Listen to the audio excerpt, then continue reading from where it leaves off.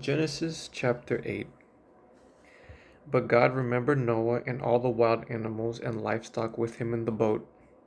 He sent a wind to blow across the earth, and the flood waters began to recede. The underground water stopped flowing, and the torrential rains from the sky were stopped. So the flood waters gradually receded from the earth. After 150 days, exactly 5 months from the time the flood began, the boat came to rest on the mountains of Ararat. 2.5 months later, as the waters continued to go down, other mountain peaks became visible. After another 40 days, Noah opened the window he had made in the boat and released the raven. The bird flew back and forth until the flood waters on the earth had dried up. He also released the dove to see if the water had receded and it could find dry ground. But the dove could find no place to land because the water still covered the ground.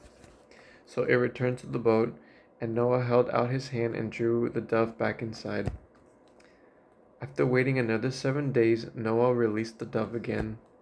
This time the dove returned to him in the evening with a fresh olive leaf in its beak. Then Noah knew that the floodwaters were almost gone.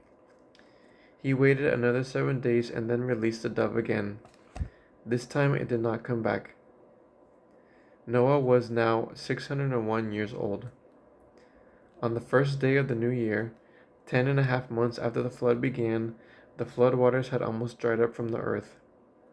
Noah lifted back the covering of the boat and saw that the surface of the ground was drying. 2 more months went by, and at last the earth was dry. Then God said to Noah, "Leave the boat, all of you, you and your wife, and your sons and their wives.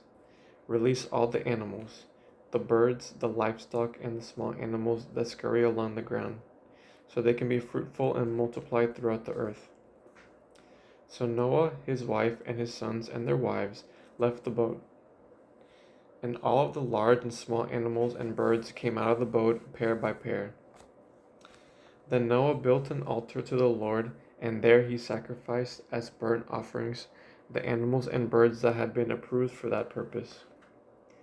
And the Lord was pleased with the aroma of the sacrifice and said to himself, "I will never again curse the ground because of the human race, even though everything they think or imagine is bent toward evil from childhood. I will never again destroy all living things.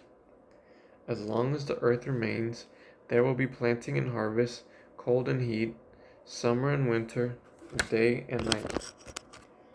End Genesis chapter 8.